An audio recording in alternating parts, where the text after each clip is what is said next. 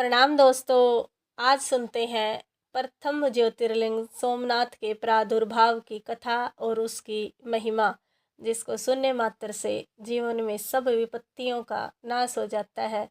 हमारे जीवन के सारे कष्ट दूर हो जाते हैं और हमारे जीवन में सुख और समृद्धि आती है। ज्योतिर्लिंगों में सबसे पहले सोमनाथ का नाम आता है। आइए सुनते हैं प्रथम ज्योतिर्लिंग सोमनाथ की कथा।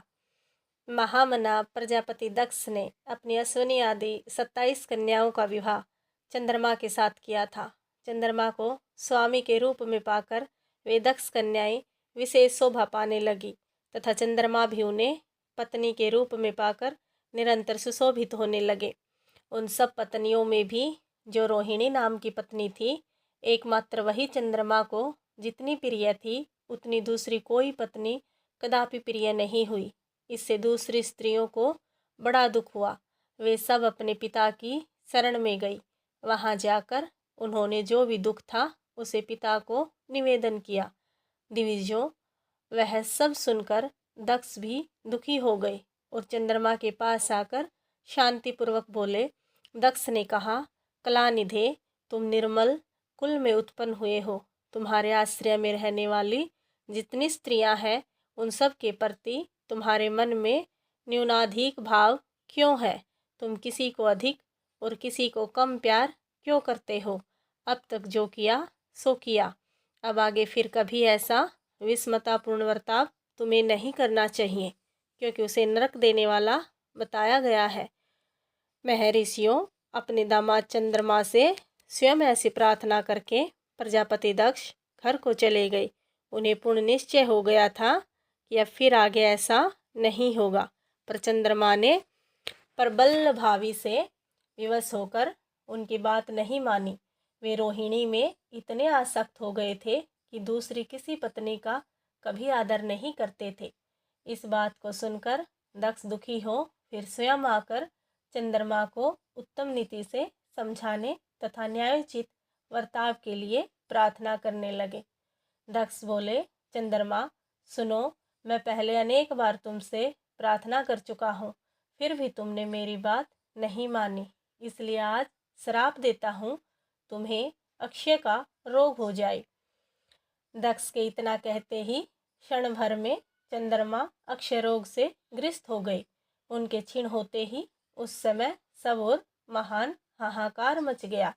सब देवता और ऋषि कहने लगे, हाय हाय, अब क्या करना चाहिए? चंद्रमा कैसे ठीक होंगे? मुने इस प्रकार दुख में पड़कर वे सब लोग विहल हो गए। चंद्रमा ने इंद्र आदि सब देवताओं तथा ऋषियों को अपनी अवस्था सूचित की। तब इंद्र आदि देवता तथा वशिष्ठ आदि ऋषि ब्रह्मा जी की शरण में गए।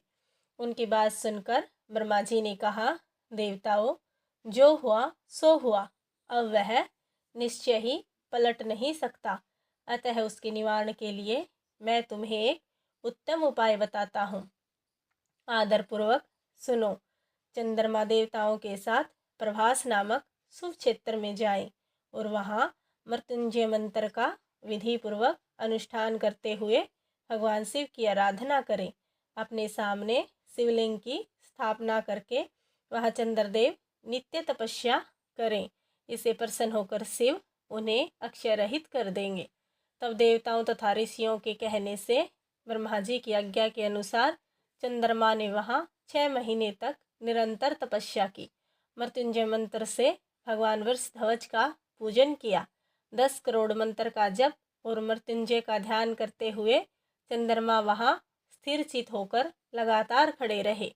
उन्हें तपस्या करते देख भक्त वत्सल भगवान शंकर प्रसन्न हो उनके सामने प्रकट हो गए और अपने भक्त चंद्रमा से बोले। शंकर जी ने कहा, चंद्रदेव, तुम्हारा कल्याण हो। तुम्हारे मन में जो अभीष्ट हो वह वर मांगो। मैं प्रसन्न हूँ, तुम्हें संपूर्ण उत्तम वर प्रदान करूँगा।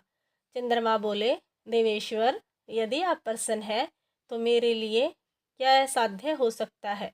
तथापि प्रभु शंकर, आप मेरे शरीर के इस अक्षय रोग का निवारण कीजिए। मुझसे जो अपराध बन गया हो उसे क्षमा कीजिए। शिव जी ने कहा, चंद्रदेव, एक पक्ष में प्रतिदिन तुम्हारी कला क्षीण हो रही है और दूसरे पक्ष में फिर वह निरंतर बढ़ती रहे। तदंतर चंद्रमा ने भक्तिभाव से भगवान शंकर की स्तुति की। इससे पहले निराकार होते हुए भी वे भगवान शिव फिर साकार हो गए। देवताओं पर प्रसन्न हो उस क्षेत्र के महात्म्य को बढ़ाने तथा चंद्रमा के यश का विस्तार करने के लिए भगवान शंकर उन्हीं के नाम पर वहाँ सोमेश्वर कहलाए और सोमनाथ के नाम से तीनों लोकों में विख्यात हुए।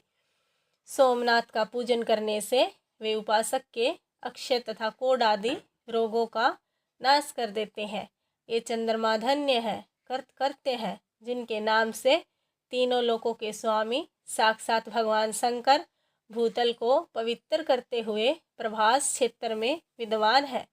वही संपूर्ण देवताओं ने सोमकुंड की भी स्थापना की है, जिसमें शिव और ब्रह्मा का सदा निवास माना जाता है। चंद्रकुंड इस भूतल पर पापनाशक तीर्थ के रूप में प्रसिद्ध है। जो मनुष्य उसमें स्नान करता है वह सब पापों से मुक्त हो जाता है। अक्षय आदि जो असाध्य रोग होते हैं वे सब उस कुंड में 6 मास तक स्नान करने मात्र से नष्ट हो जाते हैं।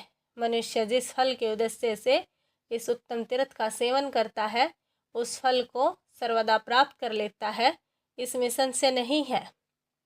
चंद्रमा निरोग होकर अपना पुराना कार्य संभालने लगे। इस प्रकार सोमनाथ की उत्पत्ति का सारा प्रसंग सुना दिया है। इस तरह सोमेश्वर लिंग का प्रादुर्भाव हुआ है। जो मनुष्य सोमनाथ के प्रादुर्भाव की इस कथा को सुनता अथवा दूसरों को सुनाता है वह संपूर्ण अभीष्ट को पाता है और सब पापों से मुक्त हो जाता है। सोमेश्वर जी महाराज आप सबकी मनोकामना पूर्ण करें। लाइक करें, सब्सक्राइब करें और आपको ये कथा कैसी लगी कमेंट करके ज़रूर बताएं। जय महादेव।